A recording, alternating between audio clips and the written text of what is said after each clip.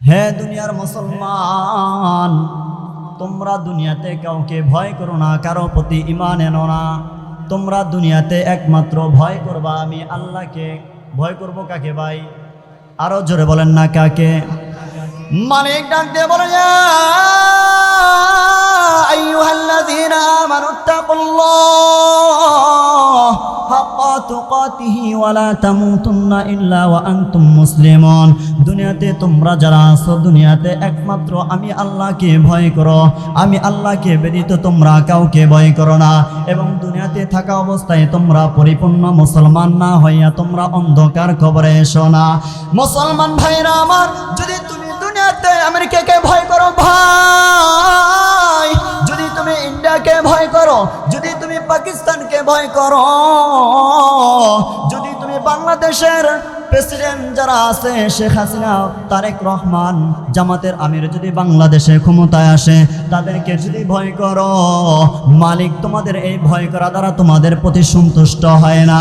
মালিক বলে, ও আফজালপুর চরমকিমপুরবাসীরা, তোমরা একমাত্র আমি আল্লাহকে ভয় করো। আমি আল্লাহকে ভয় করা ব্যতীত তোমরা কাউকে ভয় করো না। মুসলমান ভাইরা আমার, আমরা দুনিয়াতে রাজনীতি যারা করে, লিডার যারা আছে, আমরা তাদেরকে ভয় করি। যেই পরিমাণ ভয় আমরা তাদেরকে করি থাকি ভাই, আমি আর আপনি ওই পরিমাণ ভয় আমার মা বাবাকেও করি না। কথা কন না কি লিগে? যে পরিমাণ ভয় আমরা যারা রাজনীতি করে তাদেরকে ভয় পেয়ে থাকি ভাই, আর 1 ভাগ 4 ভাগের 1 ভাগ 10 ভাগের 1 ভাগ ভয় আমি আর আপনি আমার মালিককে করে থাকি না। কথা ঠিক কিনা? দুনিয়াতে আমি আর আপনি আছি দুনিয়া রং তামাশা লইয়া রে ভাই। আল্লাহ সুবহানাহু ওয়া তাআলা বলেন, আমি তোমাদেরকে দুনিয়াতে পাঠাইছি। আমি আল্লাহ সুবহানাহু ওয়া তাআলা তোমাদের সমস্ত কিছু সকল দায়িত্ব, তোমাদের খাবার দাবার, তোমাদের রিজিক, তোমাদের হায়াতের মালিক আমি আল্লাহ আমার নিজের কাছে রেখেছি। যদি তোমরা দুনিয়াতে কাউকে ভয় করতে চাও, ভয় করার মতো করে আমি আল্লাহকে ভয় করো। আমি আল্লাহকে ব্যতীত তোমরা কাউকে ভয় করো না। মুসলমান ইমানদার, আল্লাহ সুবহানাহু ওয়া তাআলা বলেন, যদি তোমরা আমার প্রতি পরিপূর্ণ ঈমান আনতে পারো, ঈমান কাদের মতো করে ঈমান আনবা? মালিক ডাক দিয়ে বলেন সূরাতুল বাকারার মধ্যে, ইন্নাল্লাযীনা আমানু ইল্লাল্লাযীনা আমানু কামা আমানান নাস। আল্লাহু আকবার। মালিক তোমাকে আর আমাকে ডাক দিয়ে বলেন, তোমরা ঈমান আনো তাদের মতো করে। তোমরা কাদের মতো করে ঈমান আনবা? মালিক ডাক দিয়ে বলে, ঈমান আনবা। বুখারী শরীফের রওয়ায়াতের মধ্যে আসছেন সাহাবায়ে আজমাইনের কথা। মুসলমান ভাইরা আমার, সাহাবায়ে আজমাইনরা ঈমান আনার পর কত কষ্টের শিকার হয়েছেন, কত দুঃখ তারা করেছেন ইসলামের জন্য, ধর্মের জন্য। মুসলমান হওয়া সত্ত্বে যত ধরনের ষড়যন্ত্র মুসলমান মানুষগুলো কাফের বেঈমান ইহুদির হাত থেকে যত কষ্ট পেয়েছেন, এত কষ্ট আমাকে আর আপনাকে যদি 100 ভাগের 1 ভাগ বর্তমানে দেওয়া হতো, আমরা মুসলমান ধর্ম থাকতে পারতাম না। কথা ঠিক কিনা? মুসলমান ভাইরা আমার, বুখারী শরীফে অন্য এক রাওয়াতে আসছেন, আল্লাহর হাবিব রাসূলুল্লাহ সাল্লাল্লাহু আলাইহি ওয়াসাল্লাম বলেন, আম্মা জান হযরতে আসিয়া রাদিয়াল্লাহু তাআলা আনহার কথা। আম্মা জান হযরতে আসিয়া রাদিয়াল্লাহু তাআলা কার স্ত্রী ছিলেন? কে বলতে পারবেন? জোরে বলেন না কার? ফেরাউনের স্ত্রী ছিল। ফেরাউন ছিল ওই জামানার বর্তমান সরকার, যে সে শুধু নিজেকে সরকার দাবি করে নাই, সে নিজেকে এমন একজন মানুষ দাবি করেছিল, জনগণকে, তার গোষ্ঠীর মহল্লাবাসীকে ঘোষণা করে দিয়েছে, পৃথিবীর ভিতরে যদি কোনো রব থাকে, কোনো মালিক থাকে, কোনো আল্লাহ থাকে, আমি স্বয়ং আল্লাহ। নাউজুবিল্লাহি মিন যালিক। কত বড় লিডার ছিল, কত বড় শক্তিদার মানুষ ছিল। আছে আছে। আমি আর তুমি যদি ক্ষমতার বড়াই করে থাকি রে ভাই, যদি আমি আর তুমি শক্তির শরীরের গরম, রক্তের গরম যদি মানুষকে দেখায়া থাকি, এমন একটা সময় আসবে তোমার শরীরে রক্ত চলাচল বন্ধ হয়ে যাবে। যাবে কিনা? বন্ধ হয়ে যাবে। মুসলমান ভাইরা আমার, হযরত বেলাল রাদিয়াল্লাহু তাআলা আনহুর কথা আপনারা জানেন, হযরত আসিয়া রাদিয়াল্লাহু তাআলা আনহার কথাও আপনারা শুনেছেন। হযরত আসিয়া রাদিয়াল্লাহু তাআলা আনহা এমন একজন ব্যক্তিত্ব ছিলেন, এমন একজন মহিষিনী নারী ছিলেন, এমন এক আল্লাহর বান্দি ছিলেন। ফেরাউনের স্ত্রী হওয়া সত্ত্বে আল্লাহ সুবহানাহু ওয়া তাআলা হযরত আসিয়াকে ঈমানি দৌলত দান করেছেন। সুবহানাল্লাহ। অন্য আরেক বর্ণনায় এসেছে, ফেরাউনের স্ত্রীর, ফেরাউনের কাজের বুয়া ছিল একজন মহিলা। ওই মহিলাটা ছিল হযরত মুসা কালিমুল্লাহ, মুসা আলাইহিস সালামের অনুসারী উম্মত। সুবহানাল্লাহ। ওই মহিলাটা যখন ফেরাউনের কন্যার মাথা আশ্রয়তে ছিল, চুল আশ্রয়তে ছিল, হঠাৎ করে তার হাত থেকে চিরুনিটা নিচে পড়ে যায়। যখন চিরুনিটা নিচে পড়ে যায়, যখন তিনি উঠান, চিরুনিটা উঠানোর সময় তিনি পড়েন বিসমিল্লাহির রহমানির রহিম। ফেরাউনের কন্যা শুনে মানিল্লাহ,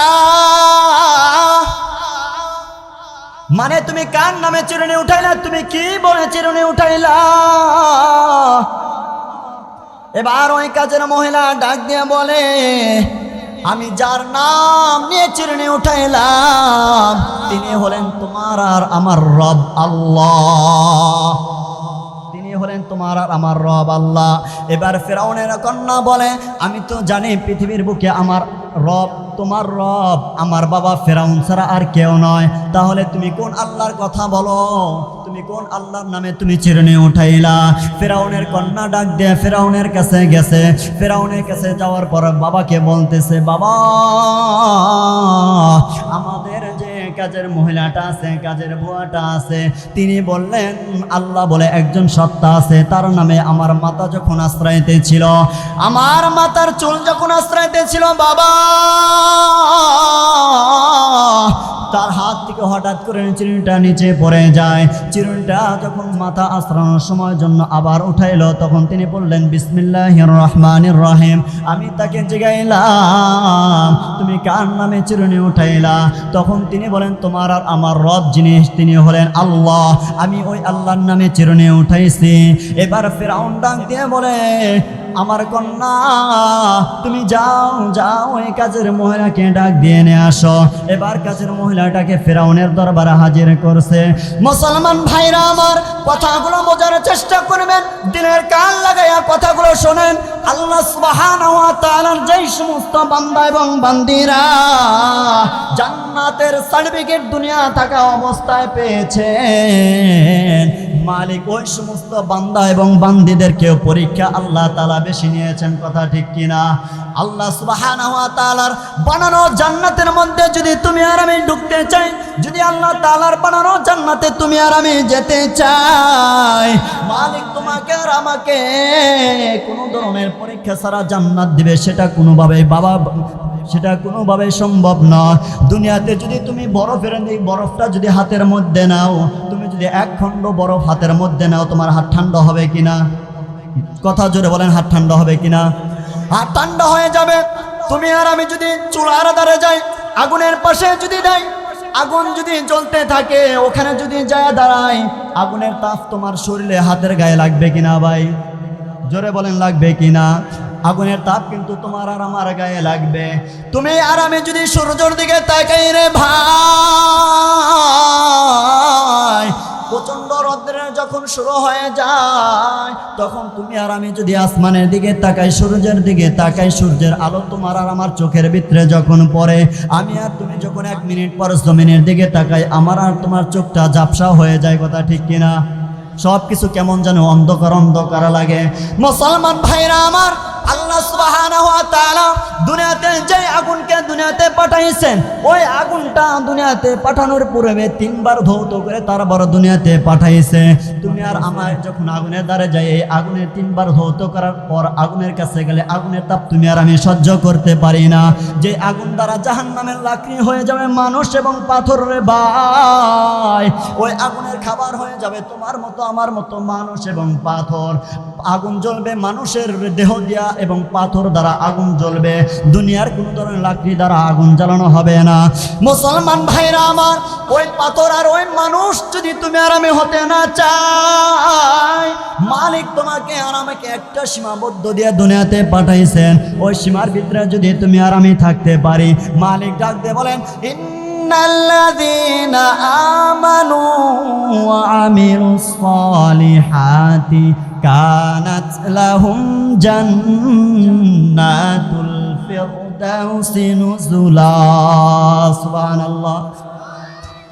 মালিক তোমাকে আর আমাকে ডাক দিয়ে বলতেছেন, ইন্নাল্লাযীনা আমানু, নিশ্চয় যারা আমার প্রতি ঈমান এনেছে, যারা আমাকে বিশ্বাস করেছে, যারা আমাকে আল্লাহ বলেন স্বীকার করে, আমি আল্লাহ তাআলার গোলামি করে, দাসত্ব করে, ওয়া আমিলুস সলিহাত, এবং সৎ কাজ করে, ভালো কাজ করে, মানুষকে অন্যায় কাজ থেকে বিরত রাখে, গুনাহের কাজ থেকে মানুষকে বিরত রাখে, কোরআন হাদিসের আলোচনা হয় এরকম ব্যবস্থা করে, আল্লাহ তাআলার কালাম মানুষের ধারে ধারে পৌঁছায়, গরিব মানুষ অসহায় মানুষদেরকে সাহায্য করে, যারা নেক কাজ করবে, ভালো কাজ করবে,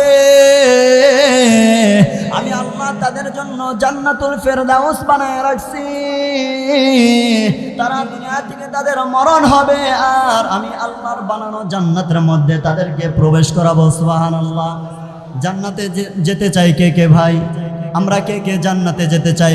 ও আল্লাহ, তুমি আমাদের সবাইকে কবুল করে নাও। সবাই বলি আমিন। মুসলমান ভাইরা আমার, আল্লাহর হাবিব রাহমাতুল লিল আলামিন সাইয়্যিদুল মুরসালিন খাতামুন নবিয়্যিন সাহাবায়ে আজমাইনদেরকে ডাক দিয়ে বলতেছেন, ও আমার সাহাবা, ও আমার অনুসারী, যারা তোমরা আমার এবং আমার আল্লাহর প্রতি ঈমান এনেছো, যারা বিশ্বাস করেছো, যারা তোমরা আমার আল্লাহর ইবাদত করো, গোলামি করো, তোমরা যদি আমার আল্লাহর হুকুম মেনে যদি দুনিয়া থেকে চলে যেতে পারো, তাহলে আবু বকর, ওসমান, হযরত আলী, তারা যেমন দুনিয়াতে জান্নাতের সার্টিফিকেট পেয়েছে, জীবন দশা দুনিয়াতে থাকা অবস্থায় তারা জান্নাতের সার্টিফিকেট পেয়েছে। 10 জন সাহাবাই, কয়জন ভাই?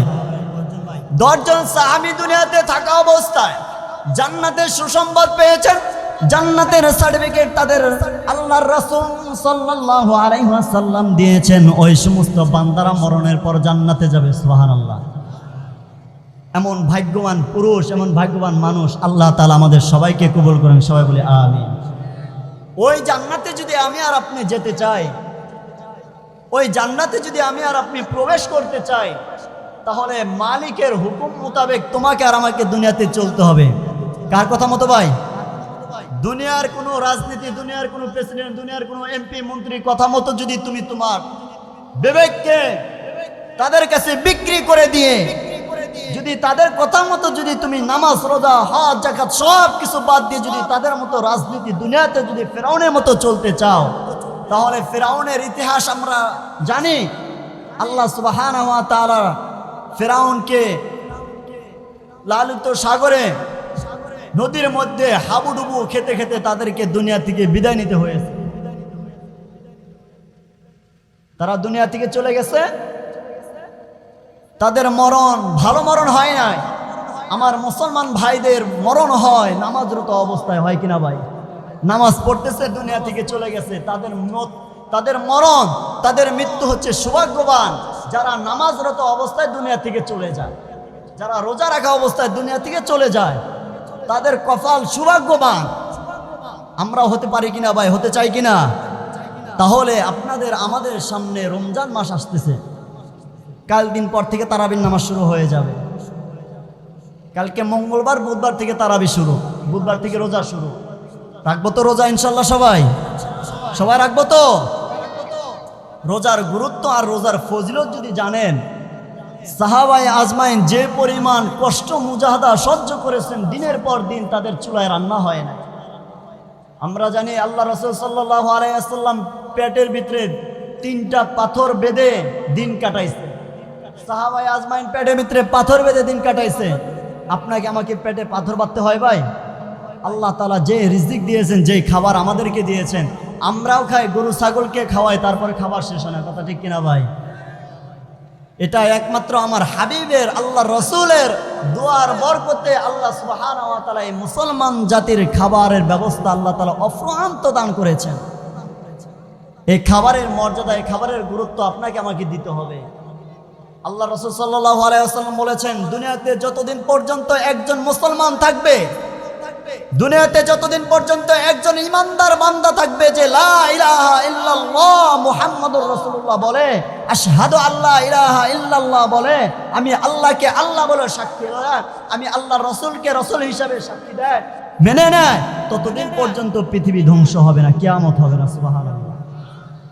তাহলে আমরা বলতে চাই, আমেরিকা যে সমস্ত কাফের বেঈমানরা আমাদের মুসলমান জাতিদেরকে ধ্বংস করার জন্য মুসলমানদেরকে অত্যাচার জুলুম নির্যাতন করে, আমার ফিলিস্তিনি মুসলমান ভাইদের উপর আক্রমণ করে, তারা বেঁচে আছে আমাদের মতো মুসলমান দুনিয়াতে থাকার কারণে। কথা ঠিক কিনা?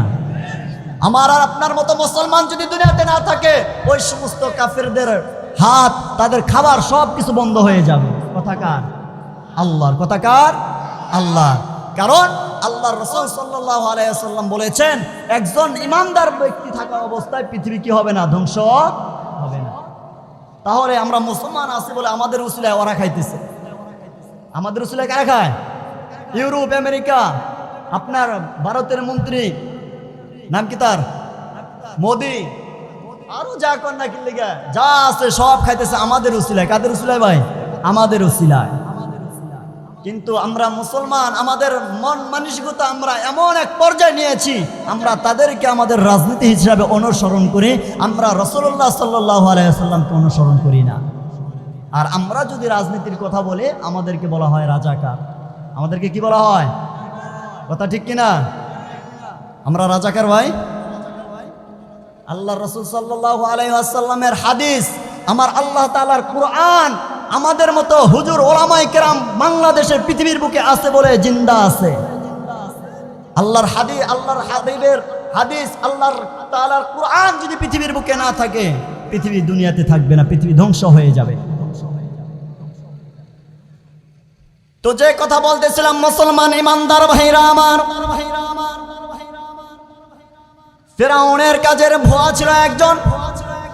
যখন তিনি জানতে পারলেন যে আমার আল্লাহ বলতে একজন মালিক আছেন, যখন ফিরআউন জানতে পারলো, ফিরআউন তো জানে রব একজন আছেন, আল্লাহ একজন আছে, ফিরআউনও জানে, কিন্তু জানে না। মুসা আলাইহিস সালাম আল্লাহ তাআলার সাথে কথা বলার জন্য তুর পাহাড়ে গিয়েছেন। মুসা আলাইহিস সালাম আল্লাহ তাআলাকে বলতেছেন, মালিক, ফিরআউন আপনার এত নাফরমানি করে, এত জুলুম করে, মানুষদের উপরে এত অত্যাচার করে, আপনি ফিরআউনকে কেন ধ্বংস করেন না? ফিরআউনকে কেন শেষ করেন না? মুসা আলাইহিস সালাম যখন আল্লাহ সুবহানাহু ওয়া তাআলাকে এই কথা বলছেন, আল্লাহ সুবহানাহু ওয়া তাআলা বলতেছেন, মুসা তুমি জানো না, গভীর রাত্রে যখন সমস্ত মানুষগুলা ঘুমায় যায়, ফিরআউন তখন আমার কাছে দুই হাত তুলে বলে, আল্লাহ, আমিও জানি তুমি আমার মালিক, তুমি ছাড়া আল্লাহ কেউ নাই, তুমি একমাত্র প্রভু। আমি আল্লাহ, আমি জানি তুমি ছাড়া দুনিয়াতে আর কেউ নাই, তুমি সব কিছু সৃষ্টি করেছো, তুমি আমাদেরকে বানাইছো, আসমান জমিন তুমি বানাইছো, আমি সবই জানি। কিন্তু মালিক, জনগণকে আমি বলেছি তাদের রব আমি আল্লাহ। ফিরআউন বলে, আমি তাদের রব আল্লাহ, আমি আপনার কাছে ক্ষমা চাই, তওবা করি, আপনি আমাকে ধ্বংস করে দিয়েন না। মুসা আলাইহিস সালামকে আল্লাহ তাআলা বলেন, মুসা রে, যখন ফিরআউন গভীর রাত্রে আমার কাছে তওবা করে বলে, আল্লাহ আপনি আমাকে ধ্বংস করেন না, আপনি আমাকে শাস্তি দিয়েন না, আল্লাহ সুবহানাহু ওয়া তাআলা বলে, মুসা, এই জন্য আমি ফিরআউনকে এখনো বেঁচে রাখছি, এই কারণে আমি ফিরআউনকে এখনো ধ্বংস করে দেই নাই। ফিরআউনও আল্লাহ তাআলার হুকুম মানে, মনে মনে মানে, আল্লাহ তাআলা আছে বিশ্বাস করে, কিন্তু জনগণের সামনে প্রকাশ করে না। যদি প্রকাশ করে, আমি যে চেয়ারে বসে কথা বলতেছি, ফিরআউনের এরকম একটা চেয়ার ছিল, ওই চেয়ার ঠিক থাকবে, চোরের মন পুলিশ পুলিশ। এই কারণে জনগণকে বোঝায় আমি তোমাদের রব। আর গভীর রাত হয়ে যায় যখন, তখন আল্লাহ তাআলার কাছে বলে, আল্লাহ আমি জানি তুমি আমাদের রব, তুমি ছাড়া আর কেউ না। তো যখন ওই কাজের মহিলাটাকে ডাকা হলো, কাজের মহিলাকে ডাকার পর এবার ফিরআউন বলতেছে, এখনো সময় আছে, আমি যে তোমাদের রব, আমি যে তোমাদের আল্লাহ, তুমি আমাকে বিশ্বাস করো, মুসার ধর্মকে তুমি অস্বীকার করো। কাজের মহিলা বলতেছে, না না ফেরাউন, আমার ঈমান সম্পর্কে তোমার কোনো ধারণা নাই। এবার ফেরাউন বলে, তুমি যদি আমার ধর্মকে অনুসরণ না করো, আমাকে যদি তুমি আল্লাহ হিসেবে মেনে না নাও, আমি তোমাকে এমন একটা কঠিন শাস্তি দিব তুমি যা সহ্য করতে পারবা না। এবার কাজের মহিলাটা ছিল পাক্কা ইমানদার, আপনার মতো আমার মতো না, আপনার মতো আমার মতো না। 1000 টাকা দিবে, 2000 টাকা দিবে, সে কারণে আমরা কি করি ভাই, কত ধরনের আকাম উকাম করে বেড়াই, যেটা বলার মতো না। এই যে আপনারা, আমরা জানি সবাই, ওসমান হাদি ভাই জানেন, ওসমান হাদির নাম শুনছেন? ওসমান হাদি ভাইকে যে হত্যা করলো, তার সাথে কোনো শত্রুতা ছিল? কোনো শত্রুতা ছিল না। একসাথে খাবার খাইছে, একসাথে চলাফেরা করছে। এই বান্দাটাকে হত্যা করেছে কিসের লোভে? টাকার লোভে। টাকার লোভ দেখাইছে, নিচের কাছের বন্ধুকেও হত্যা করে ফেলছে। যাক, ও বিষয় না যাই। তো মুসলমান ভাইরা আমার, যখন ফেরাউন তাকে বলল এখনো সময় আছে, তুমি আমি আল্লাহর ধর্মকে অনুসরণ করো, আমাকে আল্লাহ হিসেবে মেনে নাও, মহিলাটা বলে, না না, আমি তোমার ধর্মকে, তোমাকে আল্লাহ হিসেবে মেনে নিব না। এবার ফেরাউন, এক বর্ণনায় আসছে বুখারী শরীফ এবং মুসলিম শরীফে এক বর্ণনায় এসেছে, ওই মহিলাটার ছেলে ছিল 5টা, আর আরেক বর্ণনায় আসছে ছেলে আসছিল 7টা, আরেক বর্ণনায় আসছে ছেলে ছিল 11টা। মতান্তরে 3টাই মত আছে। এই 7টা অথবা 11টা অথবা 3টা এই সন্তানগুলোকে ডাকা হয়েছে এবং ফেরাউনের অনুসারী যারা ছিল তাদেরকে বলা হয়েছে একটা লাকড়ি জ্বালাও, আগুনের ব্যবস্থা করো। এখানে আবার 3টা মত পাওয়া যায়। আগের যুগে যেমন শুল ব্যবহার করা হতো, ফাঁসির কাষ্ঠ ঝুলানো হতো, অথবা আগুনের কড়াই, আগুন জ্বালাইয়া তার উপরে কড়াই রেখে তেল গরম করে তার ভিতরে মানুষকে ছেড়ে দিত। মুসলমান ভাইরা আমার, আগুনের লাকড়ি অথবা ফাঁসি অথবা শুল প্রস্তুত করা হয়েছে। এক পাশে তার সন্তানগুলোকে ডাকা হলো, সমস্ত সন্তানগুলো এক পাশে আসছে। এবার ফেরাউন বলে, এখনো সময় আছে, তুমি যদি আমি আল্লাহকে মেনে না নাও, আমাকে যদি আল্লাহ হিসেবে স্বীকার না করো, তাহলে তোমার এবং তোমার কাছের যে সন্তানগুলো রয়েছে সেগুলোকে আমি হত্যা করে ফেলব।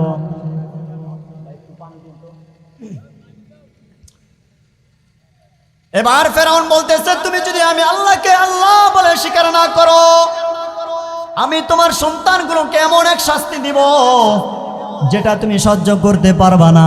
মায়ের চোখের সামনে, বাবার চোখের সামনে যদি কারো সন্তানকে হত্যা করা হয়, এর চাইতে কষ্টের কিছু আছে ভাই? আপনি বাবা হয়েছি, আপনার সন্তান আছে, আমার সন্তান আছে, আমার সামনে যদি, আমার চোখের সামনে যদি আমার কন্যাকে হত্যা করা হয়, আমার সন্তানকে হত্যা করা হয়, আমি কি মেনে নিতে পারবো? মেনে নিতে কিন্তু পারবো না। ফেরাউন তার মাকে বলতেছে, এখনো সময় আছে, তোমার সন্তানগুলোকে যদি বাঁচাইতে চাও, আমি আল্লাহকে আল্লাহ হিসেবে মেনে নাও, তাহলে তোমার সন্তানগুলোকে বেঁচে যাবে। ফেরাউন যখন এ কথা বলছে, কাজের মহিলাটা বলে, ফেরাউন, আমার সন্তানগুলোর ঈমান সম্পর্কে তোমার জানা নাই। আল্লাহু আকবার। আমার সন্তানগুলোর ঈমান সম্পর্কে তোমার জানা নাই। ওই সমস্ত আমার সন্তানগুলো, আমি যেই আল্লাহকে বিশ্বাস করি, যেই মুসা আলাইহিস সালামকে বিশ্বাস করি, আমার সন্তানগুলো আমার মতো আমার আল্লাহকে বিশ্বাস করে। সুবহানাল্লাহ। মতান্তরে 3টা মতই পাওয়া যায়। ওই সন্তানগুলোকে একটা একটা করে শহীদ করে ফেলা হয়েছে আগুনের ভিতরে, অথবা ফাঁসি দিয়ে, অথবা শুলের ভিতরে চড়াইয়া হত্যা করে ফেলছে। এবার ফেরাউন বলে, এখনো তোমার সময় আছে, যদি তুমি বেঁচে থাকতে চাও, তুমি যদি বাঁচতে চাও, তাহলে এখনো তুমি আমি ফেরাউনকে তুমি আল্লাহ হিসাবে মেনে নাও, বিশ্বাস করো, আমাকে স্বীকার করো। এবার মহিলাটা হাসি মুখে বলতেছে, ফেরাউন, আমার সন্তানগুলোকে তুমি শহীদ করেছো, আমার বিন্দু পরিমাণ কষ্ট নাই, আমি বিন্দু পরিমাণ মনের ভিতরে আমার কোনো দুঃখ নাই। তবে তোমার কাছে আমার একটাই চাওয়া, আমার সন্তানগুলোর হাড় যেই জায়গায় কবর দিবা, আমার হাড়গুলো ওইখানে কবর দিও, যেন জান্নাতে আমরা একসাথে থাকতে পারি। সুবহানাল্লাহ।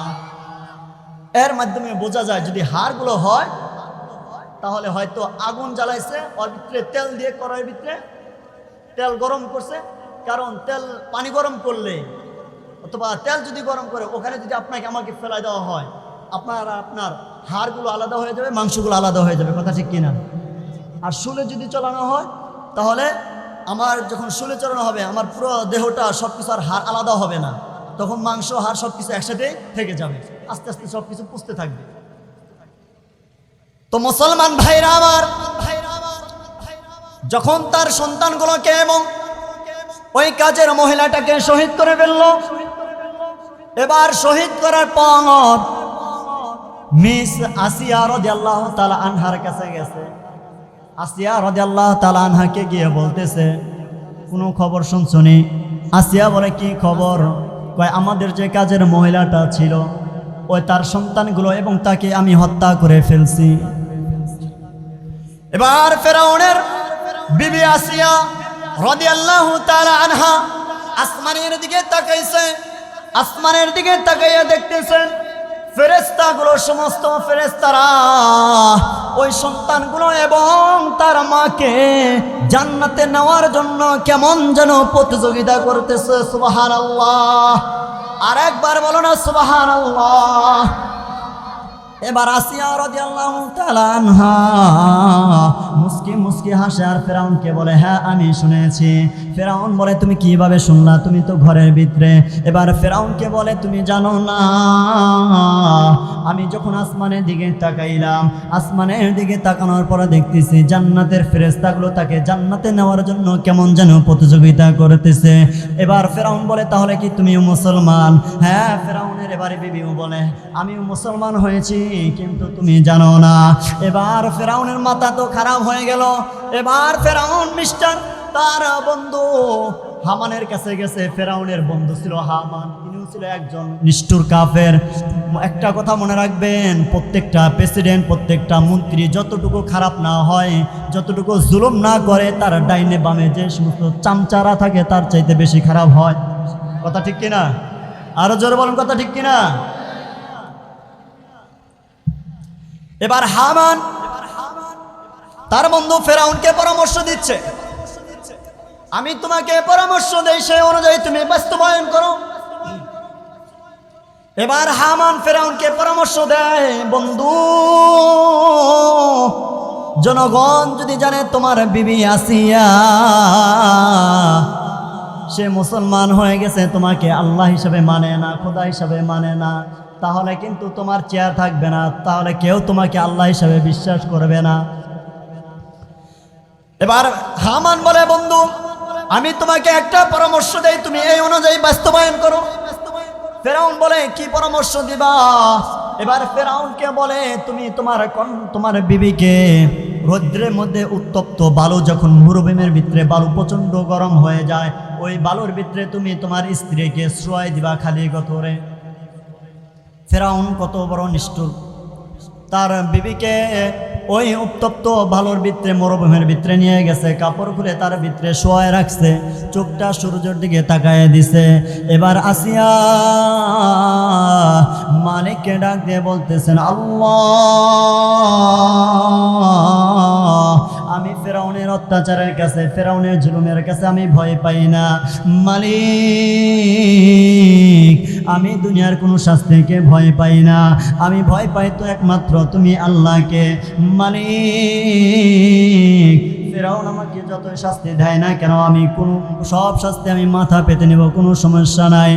এবার আসিয়া বলে, কোনোভাবে আল্লাহ হিসাবে ফেরাউনকে মানে নেয় না, আল্লাহ হিসাবে ফেরাউনকে কোনোভাবে করে নিজের ইমানকে টিকায় রাখছে। ফেরাউন তার প্রেসিডেন্ট হওয়া সত্ত্বেও, ফেরাউনের বিবি হওয়া সত্ত্বেও আমার আল্লাহর ধর্মকে, আল্লাহর দিনকে, আল্লাহর রাসূলের দিনকে তিনি সবার সামনে আগলিয়ে রাখে, উন্মোচন করেছেন। সবার কাছে আল্লাহর দেওয়া ধর্মকে বড় করে ধরেছেন, যে আমার আল্লাহর দেওয়া ধর্ম হলো সবার থেকে বড়, ফেরাউনের ধর্ম আমার কাছে বড় না। সেই জন্য ফেরাউনের শাস্তির কাছে তিনি ভয় পায় নাই। মুসলমান ভাইরা আমার, এবার যখন ফেরাউন মরুভূমির ভিতরে হাত পার মধ্যে পেরাক লাগাইয়া চিৎ করে শোয়া রাখছে, মুখটা সূর্যের দিকে তাকায় রাখছে চোখগুলো দিয়ে। এবার ফেরাউনের শাস্তির পরেও আসিয়া রাদিয়াল্লাহু তাআলা আনহা ভয় পায় না। মুসলমান ভাইরা আমার, কেচ্ছাগুলো, ঘটনাগুলো, কাহিনীগুলো শোনানোর দরকার এই জন্য, তোমার আর আমার যে পরিমাণ ঈমান, এই ঈমান নিয়ে যদি কবরে যাই, কবর আমাদেরকে ছাড়বে না। কবর এমন একটা জায়গা হয়ে যাবে ভাই, কোনো পরিচয় কবরের কাছে কুলাইবে না, কোনো পরিচয় কবর মানবে না। তুমি যদি মনে করো তুমি কবরে গিয়ে যদি বলো আমি আওয়ামী লীগের বড় প্রেসিডেন্ট ছিলাম, আমি শেখ হাসিনার ডান হাত ছিলাম, কবর ছাড় দিবে? আরো জলে বলেন ছাড় দিবে? কবরকে যায় যদি বলো ও কবর ভাই আমি তারেক রহমানের ডান হাত ছিলাম, আমাকে ছাড় দাও, ছাড়বে? কবরকে যদি যদি কবরকে বলো কবরওয়ালা ও জাহান্নামের শাস্তি দেন ওয়ালা ফেরেশতা ভাই আমি ডক্টর শফিকুলের ডান হাত ছিলাম, আমাকে মুক্তি দাও, ছাড় দাও, ছাড়বে? সার কিন্তু দিবে না ভাই। কবর তোমাকে ছাড়বে যদি তোমার ঈমান ঠিক থাকে, কবর তোমাকে মুক্তি করে দিবে যদি তোমার আমল ঠিক থাকে, কবর তোমাকে জান্নাতের বিছানা বিছায় দিবে যদি তুমি আমার আল্লাহর হুকুম মোতাবেক যদি তুমি দুনিয়াতে চলো। মুসলমান ভাইরা আমার, এবার ফেরাউন যখন তার হাতের ভিতরে পায়ের ভিতরে পেরাক লাগাই দিল, তারপরেও যখন আসিয়া ঈমান ছাড়ে না, ঈমানের উপর তিনি অটল থাকে, মজবুত থাকে। এবার ফেরাউন তার বন্ধু হামানের কাছে আবার গেছে, গিয়ে বলতেছে ও হামান ভাই আসিয়াকে যে শাস্তি দেই না কেন, আসিয়া তো আল্লাহর দেওয়া ধর্ম থেকে, মুসা আলাইহিস সালামের ধর্ম থেকে পিছপা হয় না, আমি আল্লাহকে তো আল্লাহ হিসেবে মেনে নেয় না। এবার হামান বলে ও ফেরাউন এরপরে যে শাস্তিটা দিবা, আসিয়াকে একটা মরুভূমির ভিতরে নিয়ে যাবা, নিয়ে যাওয়ার পর বেলের দিয়া তার শরীরের যে চামড়াগুলো রয়েছে রে ভাই, আমি আর আপনি কুরবানির ভিতরে গরুর পশু থেকে গরুর চামড়া যেভাবে ছুরি দেয়া চুলাইতে থাকি, ছাগলের চামড়া যেভাবে চুলাই কুরবানি দেওয়ার পর যেভাবে গোশত খাওয়ার জন্য গায়ে থেকে চামড়াটা আলাদা করে দেয়। এবার হামান ফেরাউনকে পরামর্শ দিতেছে ও বন্ধু ফেরাউন, তুমি আসিয়ার গায়ে থেকে বেলের দিয়া চামড়াগুলো চুলাইয়া চুলাইয়া আসিয়াকে এই শাস্তি দিতে থাকো। নাউজুবিল্লাহ। আর একবার বলো, জোরে বলো না নাউজুবিল্লাহ। যখন আসিয়া রাদিয়াল্লাহু তাআলা আনহাকে ফেরাউন মরুভূমির ভিতরে তার গায়ের চামড়াটা বেলের দিয়া চুলাইতেছিল, ছাগলের অথবা গরু চামড়ার মতো আমি আর তুমি যেভাবে চুলাই রে ভাই, এভাবে চুলাইতেছিল। আসিয়া রাদিয়াল্লাহু তাআলা আনহার চোখ দিয়ে ঝরঝর করে পানি পড়তেছে, আর মালিককে ডাক দিয়ে বলতেছে আল্লাহ, ও আল্লাহ, ফেরাউনের শাস্তির কাছে আমি তোমার ঈমানকে মজবুত করে রাখছি, আমি তোমাকে ভয় পাই, ফেরাউনের শাস্তিকে ভয় পাই না। আল্লাহ। ফেরাউন এমন সময়ও আসিয়ার মুখের কাছে কান্ডা লাগায়া একবার হলেও শুনবে আসিয়া আমাকে আল্লাহ হিসেবে মেনে নেয় কিনা। আসিয়া রাদিয়াল্লাহু তাআলা আনহা মেনে নেয় না। আসিয়ার মুখ দিয়ে তখন মুখ দিয়ে জবান দিয়ে বের হয় আল্লাহ আল্লাহ, সবাই বলি আল্লাহ আল্লাহ আল্লাহ আল্লাহ আল্লাহ। মুসলমান ভাইরা আমার, আসিয়াকে এত শাস্তি দেওয়ার পর আসিয়া রাদিয়াল্লাহু তাআলা আনহার জবান দিয়ে যখন আল্লাহ আল্লাহ আল্লাহ আল্লাহ শব্দ বের হয়, এবার আবার গেছে হামানের কাছে, বন্ধু হামান, আসিয়া তো ঈমান ছাড়ে না, আসিয়া তো আল্লাহকে ভুলে যায় না, এবার কি করা যায়? এবার ফেরাউনকে পরামর্শ দেয় বড় একটা পাথর দিয়া দুনিয়া থেকে তাকে শেষ করে দাও। নাউজুবিল্লাহ। বড় একটা পাথর নিয়ে তাকে হত্যা করে ফেলবে, এই জন্য বড় একটা পাথর নিয়ে তাকে শেষ করে দিল। সাহাবায়ে আজমাইন যখন আল্লাহ রসুলের হাত থেকে, আল্লাহ রসুলের জবান থেকে এই ঘটনা শুনলো মুসলমান ইমানদার, তখন সাহাবায়ে আজমাইন প্রশ্ন করলো ও আল্লাহর হাবিব, তাহলে যখন পাথর দিয়া আসিয়া রাদিয়াল্লাহু তাআলা আনহাকে হত্যা করলো, আসিয়ার কি কষ্ট হয় নাই? যদি এভাবে আপনাকে আমাকে শাস্তি দেয় কষ্ট হইব কিনা ভাই? হবে কষ্ট, সাধারণ কষ্ট মনে হবে। আমাদের বাংলাদেশের আপনার যে শাস্তি দেয় রিমান্ডে, এই শাস্তির মতো হবে? আল্লাহর হাবিব রহমাতুল্লিল আলামিন বলেন, পাথরটা যখন তার বুকের উপর চাপায় দিবে এর আগেই আমার আল্লাহ তার রুহটাকে নিয়ে গেছেন। সুবহানাল্লাহ। এটা হলো ভাই ইমান। এটার নাম কি ভাই? এর 100 ভাগের 1 ভাগ শাস্তি যদি তোমাকে আর আমাকে দেওয়া হয়, আমি বলবো মোদি নমস্কার, মোদি নমস্কার। কথা ঠিক কিনা? তোমার আর আমার ইমানের অবস্থা হলো এই হালত। এই ইমান নিয়ে পার পাওয়া যাবে?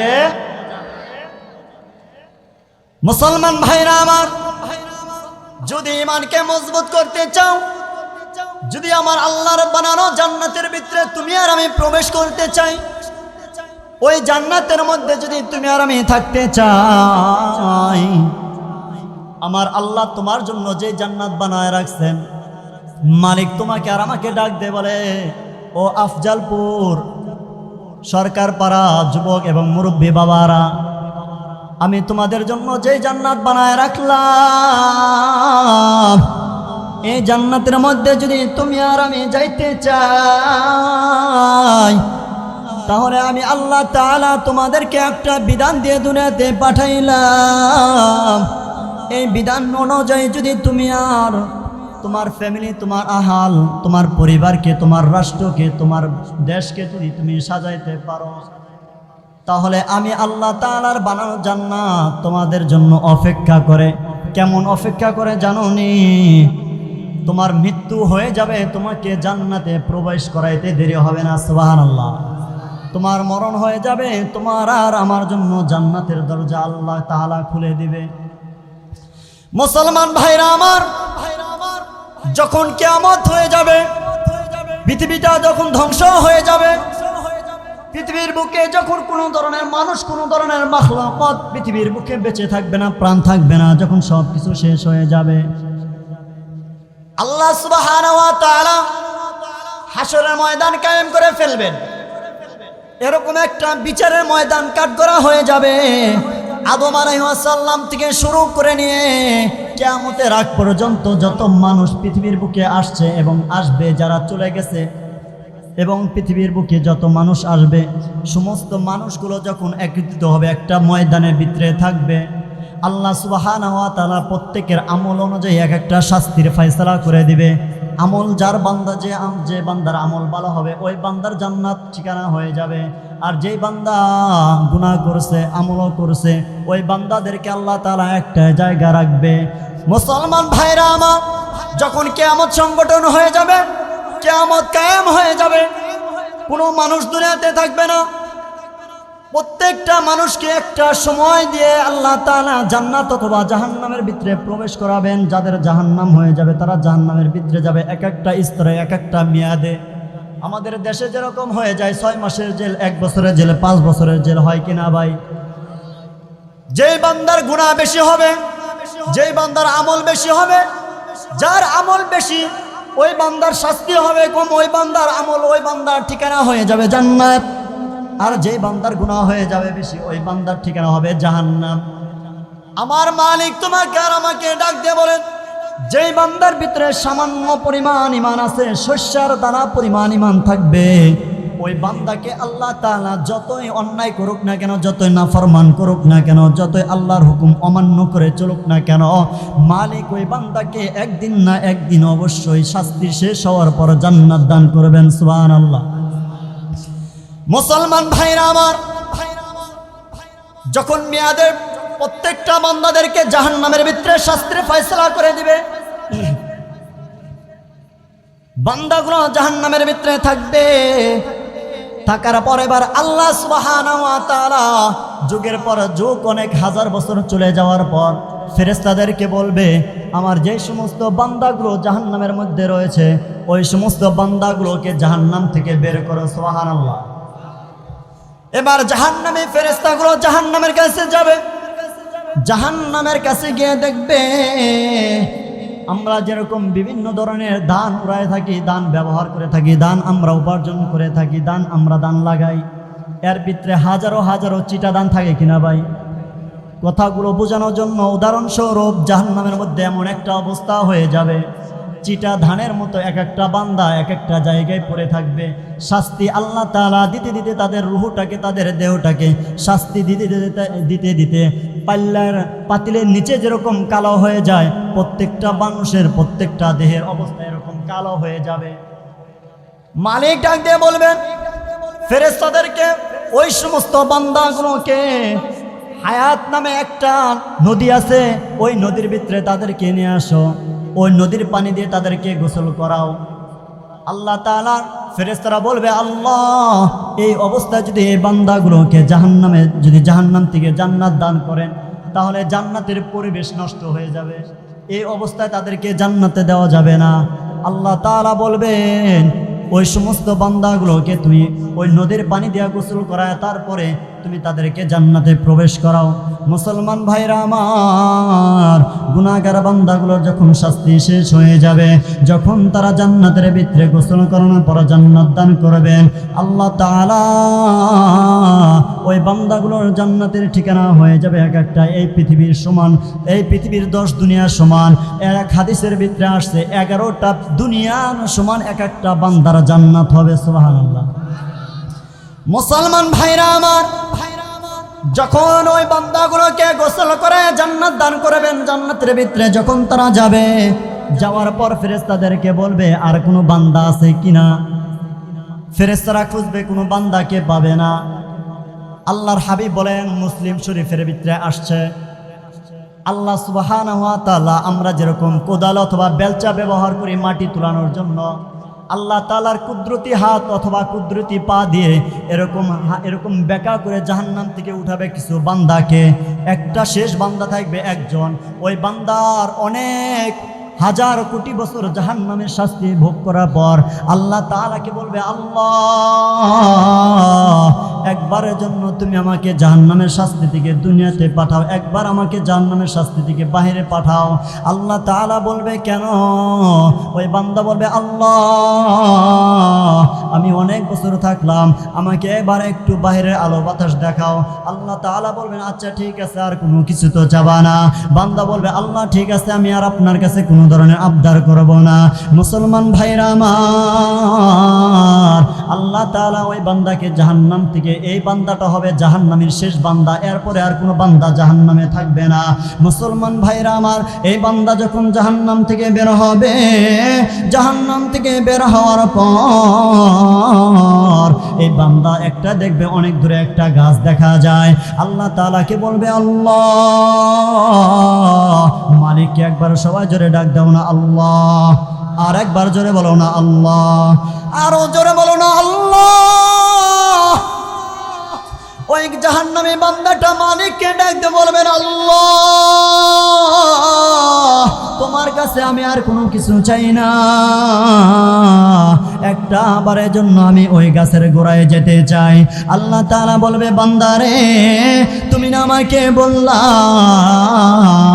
তুমি আমার কাছে আর কোনো কিছু চাইবা না, তাহলে আবার কেন বলতেছো ওই গাছের গোড়ায় যাইবা? আবার বান্দা আল্লাহকে বলবে, আল্লাহ আপনি আমার এই একটা কথাই আপনি মেনে নেন, আপনার কাছে এই একটাই অনুরোধ। আল্লাহ বলবেন, বান্দারে তোমার অনুরোধ আমি মেনে নিলাম, যাও তুমি ওই গাছের গোড়ায়। বান্দা দৌড়াইতে দৌড়াইতে গাছের গোড়ায় যাবে। সুবহানাল্লাহ। মুসলমান ভাইরা আমার, যখন ওই গাছের গোড়ায় যাবে, ওই গাছের গোড়ায় যাওয়ার পর এত রকমের সুস্বাদু ফল, এত রকমের সুন্দর সুন্দর ফল ওই বান্দা খাবে, উপভোগ করবে।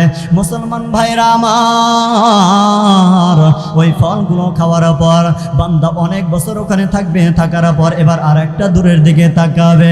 তাকানোর পর বান্দা এবার দেখতে পাবে দূরবর্তীতে আর একটা গাছ দেখা যায়। এবার বান্দার মনে যাবে, আল্লাহ ওই গাছের গোড়ায় যদি আমি যেতে পারতাম।